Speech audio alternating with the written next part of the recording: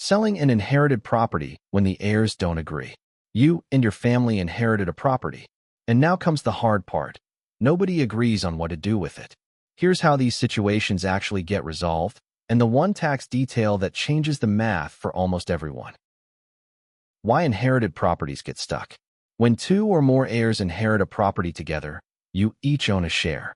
But no single person can decide alone. One wants to keep it, one wants to sell, and one has moved out of state and stopped answering the phone. The clock keeps running. While the family debates, the property's bills don't pause. The mortgage, the property taxes, the insurance, and the upkeep all keep coming due. And if it's a rental, someone still has to collect the rent, manage the tenants, and handle the late-night maintenance call. Shared indecision has a real monthly cost, and it usually lands on whichever heir lives closest. The stepped-up basis. The detail most heirs overlook. Before you decide anything, understand this one rule. Inheriting a property usually resets its tax basis, and it can change the entire math on selling. What stepped-up basis means. When you inherit a property, its cost basis generally steps up to its fair market value on the date the previous owner passed away. The decades of gain that built up during their lifetime are wiped clean for tax purposes. Why that makes a near-term sale low tax?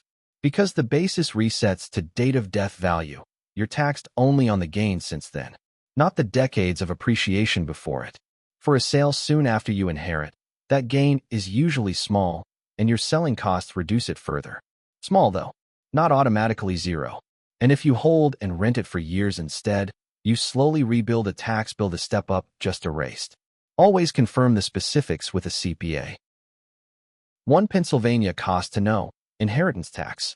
Separate from any capital gains, Pennsylvania is one of the few states with an inheritance tax. For children and other direct descendants, it's 4.5% of the property's date of death value. A bill owed at death, not when you sell. It's usually settled by the estate, but it's worth knowing it exists and that it's a different tax from the capital gains we just covered. Your 4 real options. When heirs don't agree, it usually comes down to 4 paths. 1. Buy each other out. One heir buys the other's shares. It's clean. If that heir has the cash and everyone agrees on a value, those 2 conditions are exactly where it tends to stall. 2. Keep it and co-manage. You hold the property together and split the income and the headaches. This only works if the co-owners get along and actually share the workload, which, if you're watching this, may not describe your family. 3. A partition action.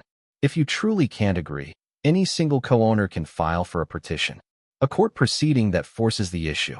The court tries to divide it first, but a small property usually can't be split fairly, so it ends in a court-ordered sale. It works, but it's slow, expensive, public, and it can turn family into opponents. Treat it as the last resort. 4. Sell it together to one buyer.